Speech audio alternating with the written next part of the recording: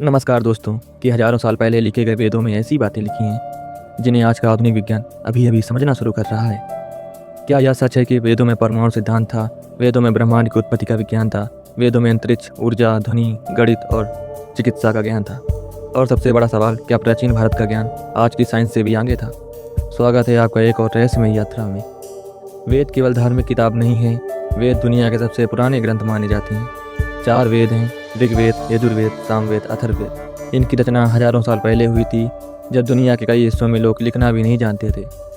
लेकिन हैरानी की बात यह है कि इन वेदों में ऐसे सिद्धांत मिलते हैं जो आधुनिक विज्ञान से मिलते जुलते हैं।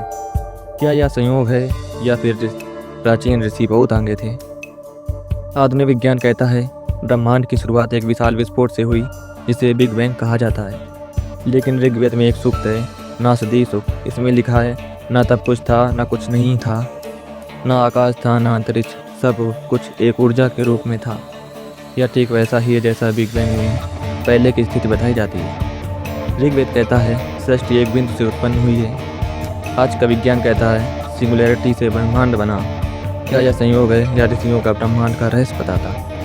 आज हम जानते हैं कि हर चीज़ परमाणु से बनी है, लेकिन हजारों साल पहले महर्षि कणाद ने कहा संसार अणु से बना है। उन्होंने कहा अणु को नहीं और नहीं तोड़ा जा सकता।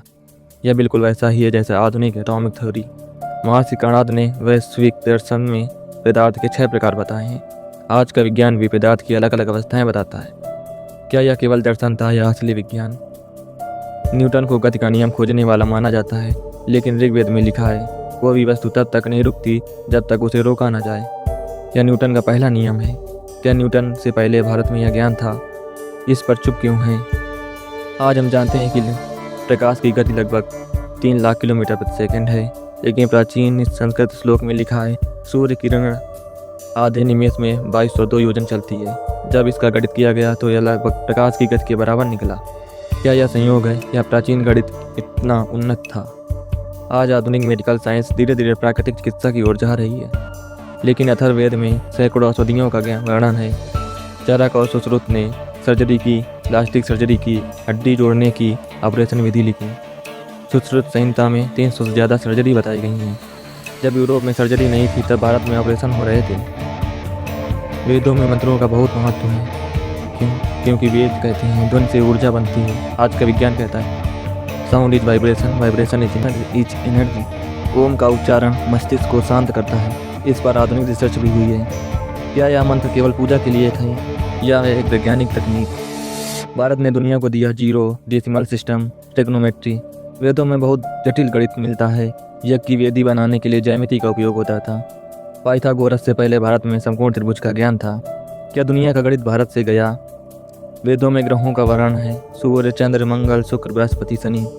यह सब बिना टेलीस्कोप के कैसे पता था? वेद कहते हैं पृथ्वी घूमती है, सूर्य स्थिर है। आज विज्ञान भी यही कहता है। कुछ लोग कहते हैं इतना ज्ञान इतने पुराने समय में संभव नहीं। तो क्या यह ज्ञान किसी उन्नत सभ्यता से आया या फिर मानव इतिहास हमें गलत पढ़ाया गया? यह सवाल आज भी खुला है। कुछ लोग कहते हैं वेद वैज्ञानिक नहीं है, लेकिन सच यह है वेदों में विज्ञान, दर्शन, अध्यात्म सब एक साथ हैं। प्राचीन भारत में विज्ञान और धर्म अलग नहीं थे, ज्ञान ही धर्म था। सबसे बड़ा सवाल, अगर इतना ज्ञान था तो दुनिया को क्यों नहीं पता था? कुछ इतिहासकार कहते हैं आक्रमण, ग्रंथों का नाश, गुरुकुल का अंत, बहुत कुछ खो गया, लेकिन जो बचा है वही चौंकाने के लिए काफ़ी है। तो दोस्तों, वेद केवल धार्मिक किताब नहीं, वे मानव इतिहास के सबसे पुराने ग्रंथ हैं। उनमें छिपा विज्ञान आज भी हमें चौंका रहा है। क्या प्राचीन भारत आज से ज़्यादा उन्नत था या हम अभी भी उस ज्ञान को समझ नहीं पाए? सच क्या है, आपको यह तय करना है। अगर आपको ऐसी रहस्यमय और सच्चाई से भरे डॉक्यूमेंट्री पसंद है तो चैनल को सब्सक्राइब करें, क्योंकि अगली वीडियो में हम खोलेंगे इतिहास का एक और छिपा हुआ रहस्य।